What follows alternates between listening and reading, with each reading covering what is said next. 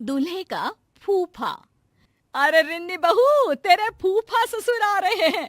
घर को फिर से चमका दे, दूध को फाड़ कर रसगुल्ला बना ले, और हाँ, आरती की थाली तैयार रखना। रिन्नी सर पर हाथ रख लेती है। क्या बात है माँ जी, अब तो बुआ जी की शादी को 30 साल हो गए, लेकिन फूफा जी की खातिरदारी तो ऐसे होती है जैसे। अरे बहू, तुझसे ज्यादा तो मैं परेशान हूँ, लेकिन करूँ भी तो क्या। तेरे ससुर जी से उनकी माँ मरते वक्त यही मांग गई थी कि कुछ भी हो, उनके दामाद की खातिरदारी हमेशा रहनी चाहिए। तो बेटा। हाँ हाँ ठीक है माँ जी, मैं अभी जाकर इंतजाम करती हूँ। थोड़ी देर में एक छोटी सी हाइट का पतला सा आदमी घर के अंदर आता है। अरे नहीं नहीं, कुछ नहीं चाहिए हम लोगों को, घर में मेहमान आने वाले, भागो यहाँ से निकलो। अरे क्या बदतमीजी है, घर के किसी बड़े को बुलाओ। तभी वहाँ रिन्नी बहू आ जाती है। अरे फूफा जी आप, आइए आइए, ये नौकरानी है घर की, इसे कुछ पता नहीं। अरे कैसे पता नहीं, घर पर काम पर रखा था तो परिवार वालों की फोटो नहीं दिखाई थी एल्बम में। अरे लो जी, अब हम एल्बम में फोटो क्यों देखे, काम करे कि रिश्तेदारी का पावर पॉइंट बनाए, हैं? बताओ तो जरा। तभी रिन्नी की सास आ जाती है। अरे बहुत बोलती है ये, अरे चुप हो जा, जा यहाँ से। रिन्नी, आरती की थाली लिया, फूफा जी की आरती उतार ले।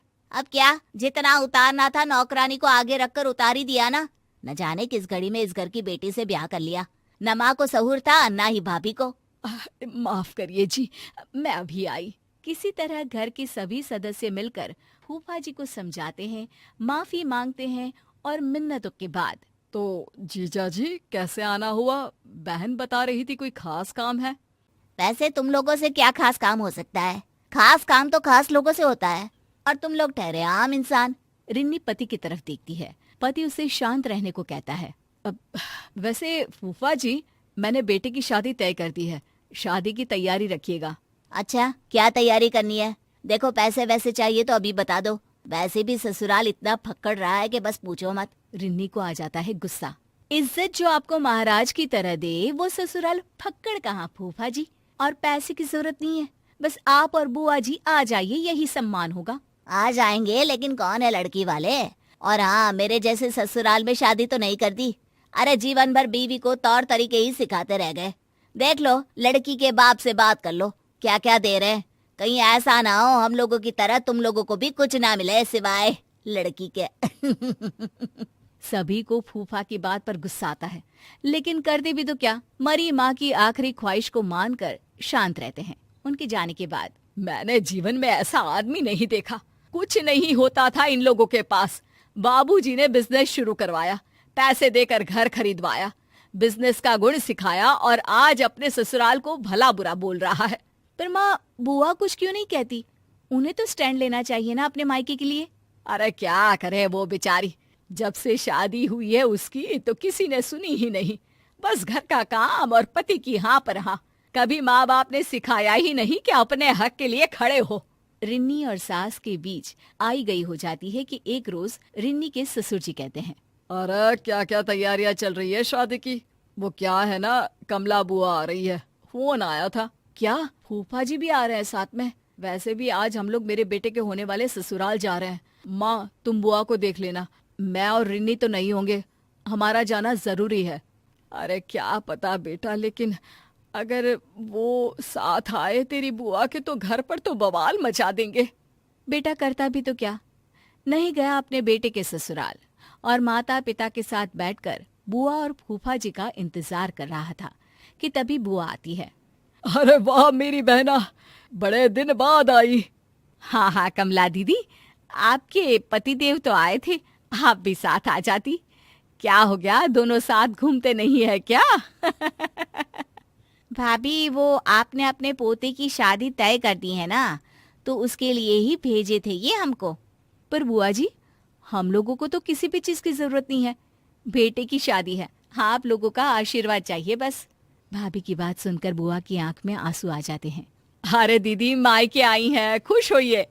बिटिया मायके आकर फ्री होती है, और आप हैं कि मन में भार ली हुई है। क्या हो गया बताइए? अरे क्या बताऊं भाभी, इन्होंने ही भेजा है।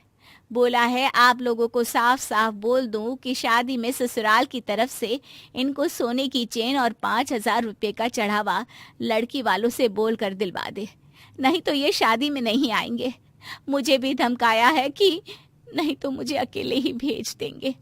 और ये क्या बात होती है बेटा, हम लोगों ने तो किसी भी तरह के लेन देन के लिए मना कर दिया है। लड़की अच्छी है और उनकी माता पिता इतने सक्षम नहीं है। मैंने कुछ पैसे जमा किए हैं, वही आप लड़की वालों को बोलकर इन्हें दिलवा दीजिए ना। बाकी सोने की चेन का इंतजाम तो कर लूंगी मैं। अरे वो तो है मेरे पास, वही दे देंगे। रिन्नी बहू, जाकर सुनार के यहाँ से पॉलिश करवा लेना या तुड़वा कर नई ले लेना। बुआ के चेहरे पर मुस्कान आ जाती है। मैं आज भी आप लोगों पर बोझ बनी हूं ना भाभी। अरे कैसी बात कर रही हो, माँ पापा नहीं है तो क्या हुआ, तेरा भाई और भतीजा तो है ना। जीजा जी को बोलना सब कुछ मिलेगा, परेशान ना हो बस। शादी वाले दिन लड़की के पिता कहते हैं, ये लीजिए भाई साहब, ये पैसे और सोने की चेन। वैसे आप लोगों की औकात क्या इतना ही देने की है? और क्या क्या दे रहे हैं आप लोग दहेज में? या आपकी शादी भी ऐसे ही हो रही है जैसे मेरी हुई थी, फक्कड़? नहीं नहीं भाई साहब, हम लोगों को बिल्कुल लालची लोग नहीं मिले। बहुत ही समझदार हैं ये लोग, लड़की को ही दहेज मानते हैं। लेन देन के नाम पर भी सिर्फ यही लिया है जो आपके हाथ में है। हम तो खुश नसीब है कि हम लोगों को कोई मांगने वाला नहीं, ससुराल के कंधे पर रहने वाला दामाद नहीं, बल्कि अपने बल पर अपनी बीवी को संभाल लेने वाला दामाद मिला है।